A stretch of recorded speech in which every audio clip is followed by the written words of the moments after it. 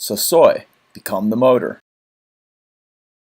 Hey folks, and welcome to another Soy spikeboarding tutorial demonstration. Here we are at sundown in San Diego, right near the University of San Diego on Linda Vista Avenue, and just came off of Napa, and we're gonna show you just what a club workout, if there were a club at the University of San Diego, if there were a spikeboarding club or a team, this would be a mighty fine workout. So this is going to be about a 28-minute workout, and you're just going to go straight up Linda Vista and go in between the Cubi cross stroke and the stand-up spike stroke, and keep everything perfectly symmetrical, and do it out here on an open road. So this would all be intermediate and advanced spikeboarding. You're in traffic, you got to keep yourself safe and keep others safe as well. Keep the board under your feet. So spikeboarding is a cross-country skiing sport. It's a simple modification of cross-country roller ski, and we're going to show you a nice little workout here that warms up. And you're going to have a couple lights that you're going to have to stop for as well. And the real reason that we discovered this little summit here, and it'll summit straight up into a little residential suburban area, and we'll pinball around up there in the suburbs on some really nice pavement. And there's some really nice pavement down here. And then we'll show you how to get down this as well. And we'll show you how to get down with a cadence brake. It's not a really big pitch at all, so connecting in between the Cubi cross, as you see there, and then straight into the stand-up spike. It's a really comfortable situation, and boy, these pictures are going to be really pretty.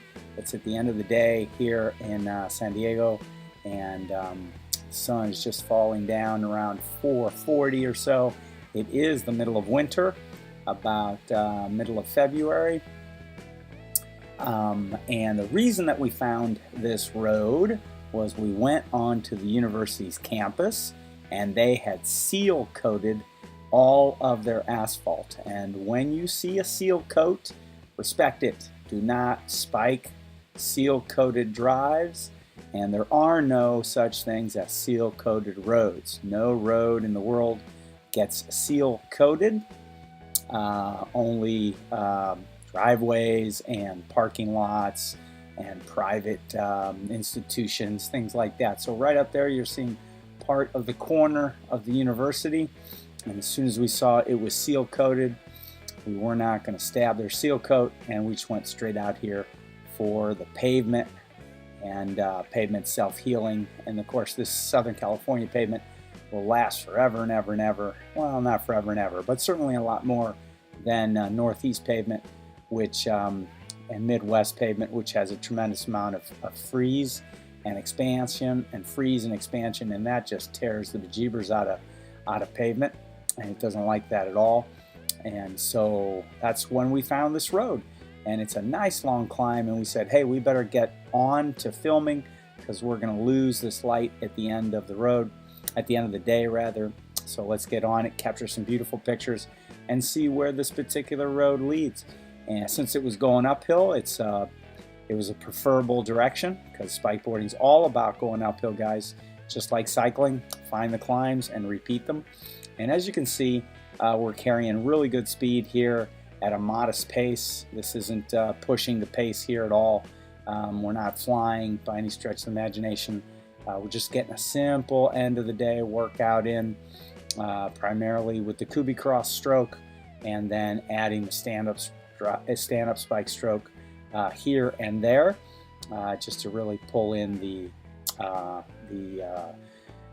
core work. And as you saw right there, we passed that pothole. Wherever there's concrete, you cannot spike concrete, so pay attention to what you're spiking. You can blow out your spike tip. Guys, that spike tip at the end of that skateboard spike comes from World Cup roller skiing. Probably heard me say that over and over and over again if you've been watching the videos. And roller skiing is what NCAA, Olympic, and World Cup skiers do 70% of the year. And roller skiing is a challenge. and an open road like this to get back down it in roller ski would be a bit tricky with so much traffic, especially.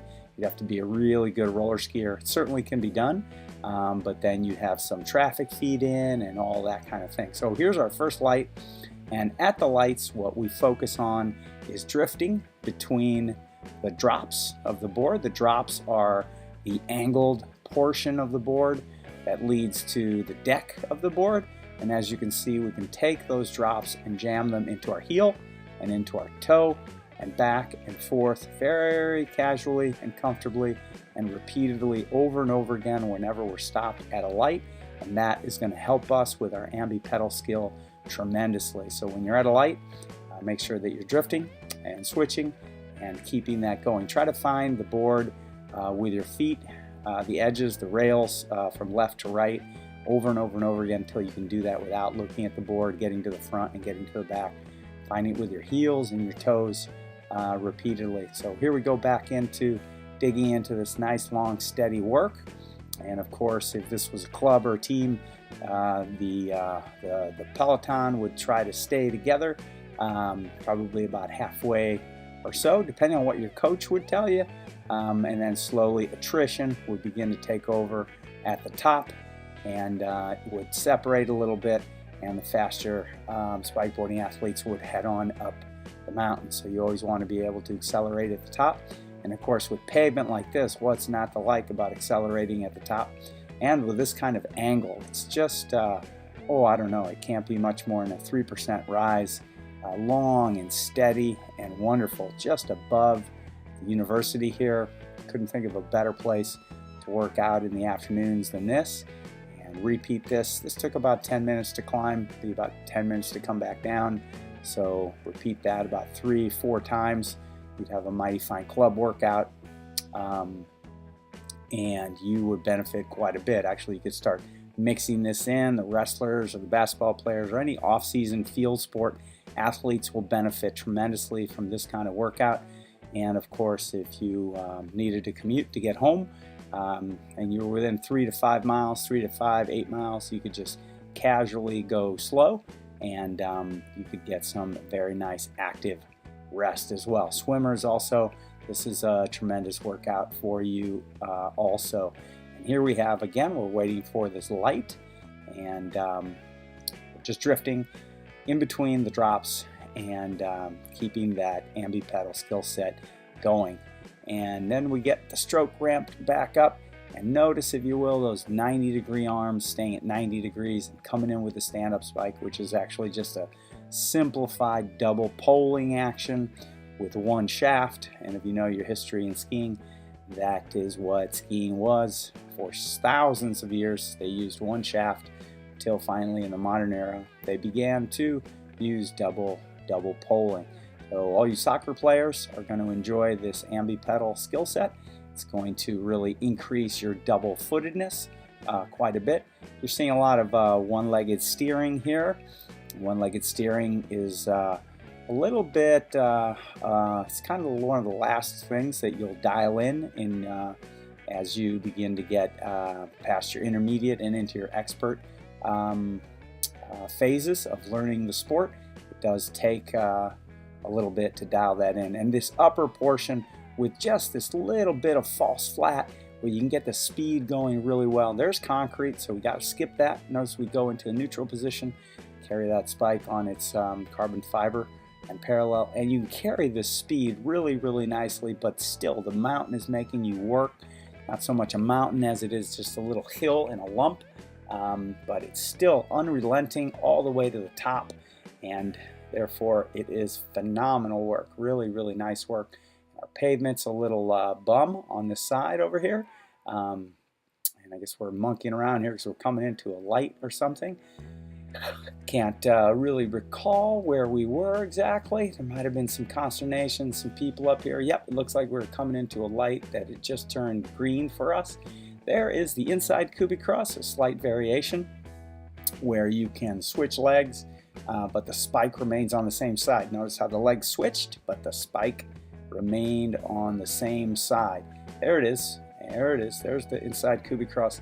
It has a function. We're just popping it off here to show it to you. And its function could be just to stretch the legs in a different way. It could be because you want to carry something in one hand. It could be because you have an injury in one hand. For all those three reasons, that stroke is very useful. And of course, for racing, it'll be incredibly useful when you get jammed and you can't use that other leg on that other side, or that arm on that other side, but you want to use both legs. You'll definitely use it. Here we're digging pretty hard here toward the top as we keep climbing. Once if you look down that hill, we're still gradually climbing. So these nice long gradual ascents on perfect glassy pavement can't be anything better, especially if you were spiking with a nice little group of people, so that you can get everything going steady, and people can start pushing the pace and you can start trying to hold on, and those who are monsters can start trying to break away. But as you can see, there's traffic out here and there is no room for beginner situations, and there's also no room for making silly beginner errors. So the sport is a definitive sport. You either have to keep it where you're in control or slow it down. It's not the kind of sport that you want to push or spike your way into an out of control situation. It's actually very similar to road cycling, but there's just a little more navigational skill set that you need to manage, since you're not seated or standing on pedals or holding a handlebar. But still, the whole situation is the same. You can see it coming, and therefore when you see situations that are challenging coming, you have to deal with them and not imagine that you're just going to cross your fingers and get through them like acrobat or a jump. You don't want to risk crashing at all. If you're falling in spikeboarding, you're doing something terribly wrong, and that is up to you to begin to do it right. So you want to stay on the board constantly. That's why that board is designed in the way that it is. It's probably the most stable board on the face of the planet. Just consider it a motor mount. Consider yourself the motor, and consider your feet constantly mounting to it and dismounting from it, heel to toe, heel to toe, heel to toe. And you're looking to be as stable as possible at all times. And if you're not, slow it down, do whatever it is you need to do to get stable. So obviously that means reading pavement conditions as well constantly, and all of that navigation neurological requirement for the sport is going to really develop a really keen sense of hand-eye coordination, and also just neurological brain function that you're going to have to be firing on many different levels that of course have to be studied quite a bit. The bilateral nature of this sport has never been studied. Notice there how we had to take stock of what was going on and pull back, jump on the board with 2 feet a little bit as we came across that turbulence. Remember, we've got a bicycle in front of us, so we aren't able to read the pavement completely at all times, but we're doing what we can. So somewhere around here we're going to turn. I think we might be doing one more light, and after this light we're going to turn around here and then do a nice long sled ride with a little bit of work, and then we're going to show you cadence braking all the way down. So if you actually manage to come out here and do some repeats with somebody who's on a bicycle with disc brakes, you actually be able to velo spike with them, and just put your hand on the back of the middle of their back, and you'll be able to go down. So here we go. We're flipping around here and getting ready to go back down this hill, Linda Vista. And before we get there, we're going to jump into a couple of suburbs that are right around here. We just thought we'd shoot in to capture some nice photos, some good pictures on this video with a falling sun, and also show you guys down here at the school and anyone living around here, or anyone who wants to come over here and do this workout, that there's some really nice suburbs just off to the side that you can find, and that you can get really some nice spikeboarding in around these suburbs, and you'll see them here in a minute. I'm going to turn into them. It's going to be a quick edit here as we cross this road. Somewhere around here, it's going to be a fast edit. We're going to appear suddenly in a suburb that is just off to our left or our right. I think we passed a road, so we got a little bit turned around up here. And I don't know if this is part of the university as well. This could easily be part of the university. We didn't quite take a peek at it. There was a lot of young people around here, or it could be another school. There we go. So there's the edit, and we're going to pop in here into a little bit of a cul-de-sac. Thought this was going to shoot around, but these pictures are also going to show you how we filmed this, because the shadows tell the story. These long shadows. You can see that there's a bicycle directly in front of the spikeboarding athlete. And here's some one-arm work that's really nice. One arm really goes nicely with carving. You just need to get the hang of it and be very careful not to spike your rear wheels. You want to do one-arm spiking and carving in the beginning very slowly, because you are going to spike your rear wheel. You have to consciously, very consciously, place that spike far away from the rear wheel. As you carve and turn, you tilt the body left and right, that shaft begins to sort of line up with that rear wheel very quickly when you're a beginner. So if you get into that one-arm carving, I recommend you start doing it very, very slowly and without much speed at all, and maybe spike your rear wheels, not intentionally, but you will. Everybody does. And then when you do spike, that's the first thing you have to do when you're spiking one arm and carving. You've got to think, keep my elbow way up high and keep my spike way out, away from that rear wheel. Rear wheel injections from the spike normally will not cause a dismount. Probably maybe a thump and a bump and things like that, but you ought not to dismount. But that's when it does happen, when you're carving and spiking with one arm. And you won't spike your front wheels because you've got a fender, as long as you stay on your X or behind it when you are stand-up spiking. And you shouldn't be spiking your front wheel at all when you're just one-arm spiking, because the spike is way off to the side. And we did capture the photos that we wanted. Look how pretty this backlight is. And also, these neighborhoods have a really nice sort of pillow top asphalt that's super soft and nice. And all this asphalt is self-healing, like we said. You could spike this a million times and race it a million times with all kinds of roller skiers here, and nothing would happen to the pavement. The cars would just come by when it was soft and squish it down again. Any sort of little divot that it made, it's not going to do anything to the pavement. There's the inside Kubi cross again for you guys, nice and slow, and that really stretches out the legs in a whole different position.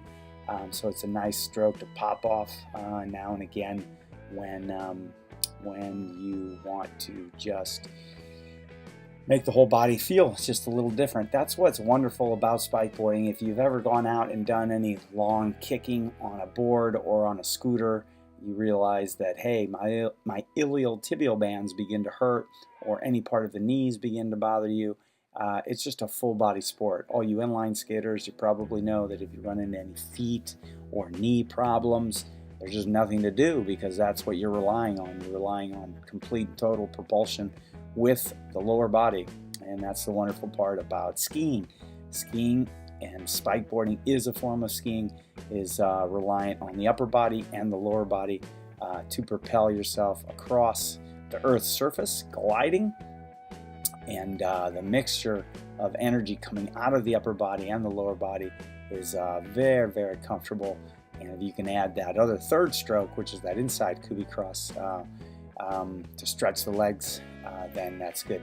Right there, what you just saw was that spike hitting the rear wheel. So the minute you ever have the shaft hit anything unusual, just freeze. Absolutely, just freeze and see what happens next and where the shaft is. Just hold it gently and freeze.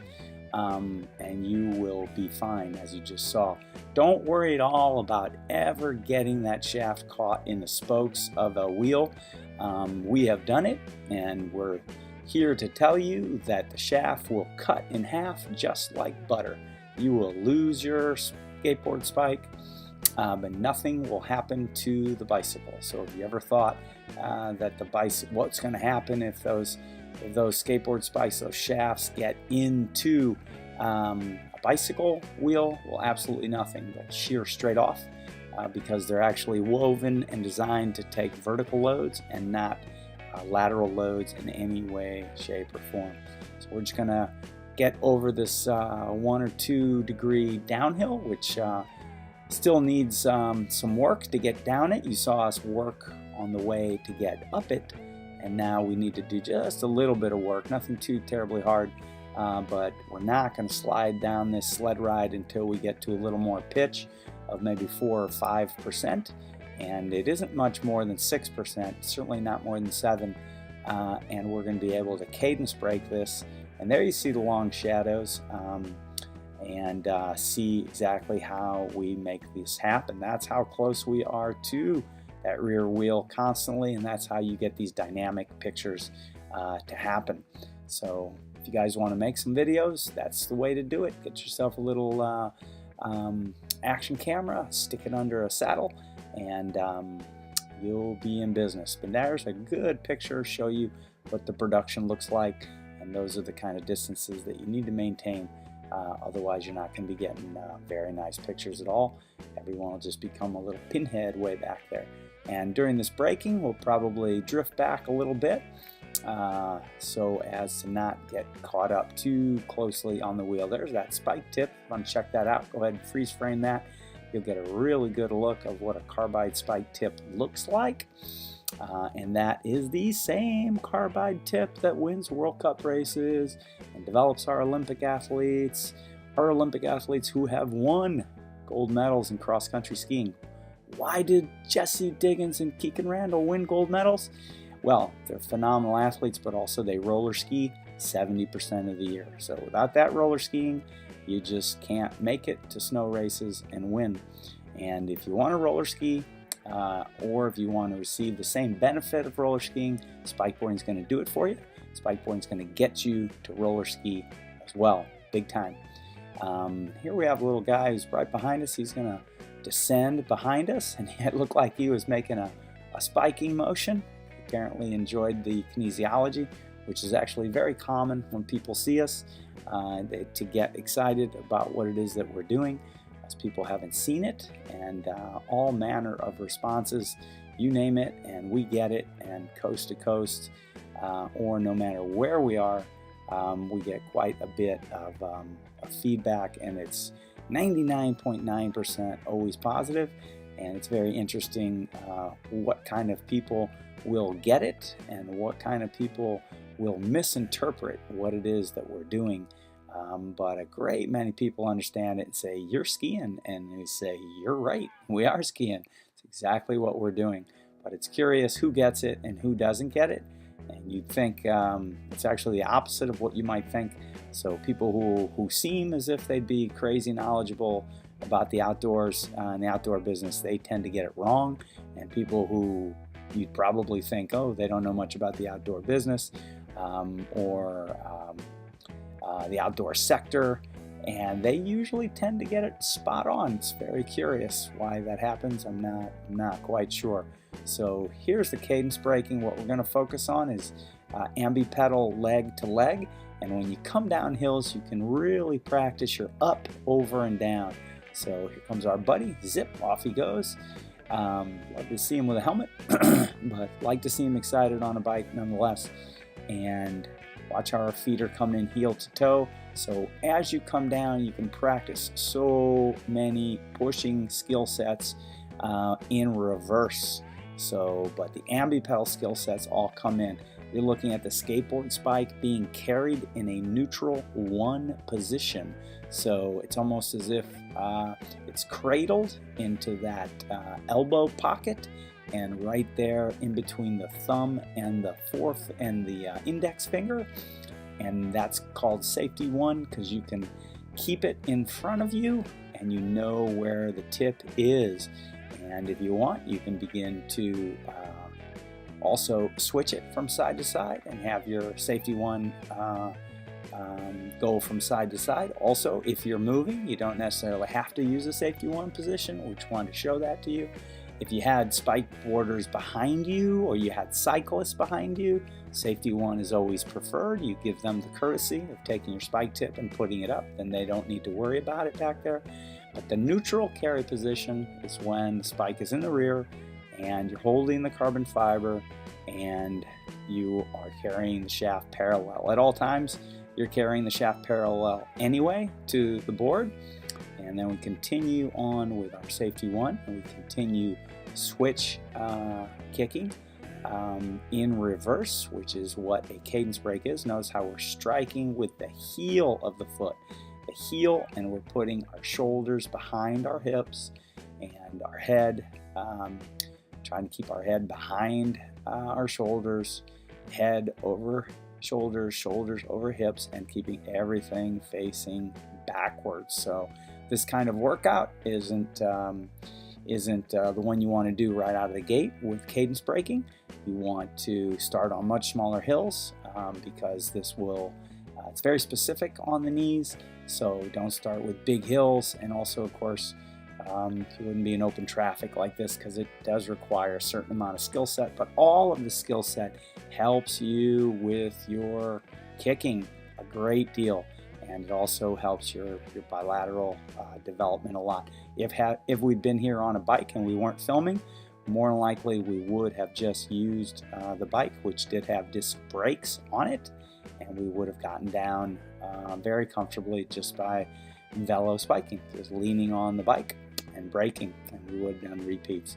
But still, this kind of workout is very good for you, and if you do it in this way, completely in control, it's going to be strength and conditioning, and it's also going to be balance conditioning for you as well.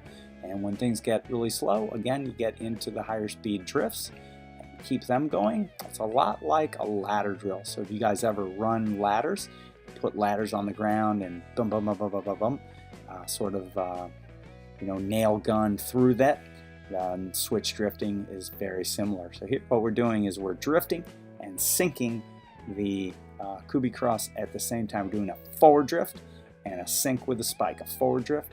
And that you'll see when you begin to climb much steeper things, when you need to drift the board and sink your spike at the same time. It's a little bit of an advanced climbing situation that we'll show you later, but you can do that drift and toe drift into the drop while you're standing still with a synchronized spike. That also helps quite a bit. But we'll break all these down and name them all and make it really simple for you to study. Here is a foot drag, which we don't do too often, but we wanted to show it to you completely symmetrical so that you would get an idea of how it looks when it goes left and right and right and left. Folks, we hope you've enjoyed this video.